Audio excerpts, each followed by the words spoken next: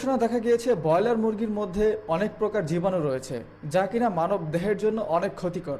এবং স্ক্রিনে থাকা ভিডিওতে আপনারা দেখতে পাচ্ছেন এই ব্রয়লার মুরগির মধ্যে যে জীবাণুগুলো থাকে সেই জীবাণুগুলো কিন্তু স্পষ্টভাবে তারা জুম করে আমাদেরকে দেখাচ্ছে। আর এরকম একটি ভিডিও সামাজিক যোগাযোগ মাধ্যম ফেসবুকে ব্যাপক পরিমাণে ভাইরাল হচ্ছে। যারা আমার এই ভিডিওটি দেখছেন তাদের সবাইকে আমি রিকোয়েস্ট করব এই ভিডিওটি সম্পূর্ণ দেখার জন্য। আর অবশ্যই এই ভিডিওটি শেয়ার করে সবাইকে সচেতন করে দিন।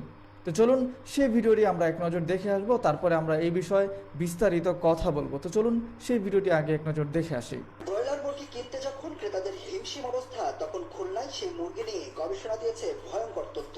ব্রয়লার মুরগিতে পাওয়া গেছে ক্ষতিকর সীসা, নিকেল, আর্সেনিক ও ক্রোমিয়ামের মতো 4টি ভারী ধাতু, যা মানবদেহের জন্য চরম ক্ষতিকর।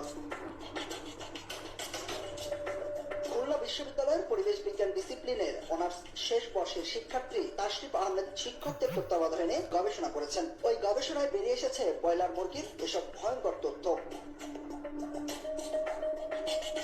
জি, দেখলেন অনেক ভয়ঙ্কর একটি তথ্য।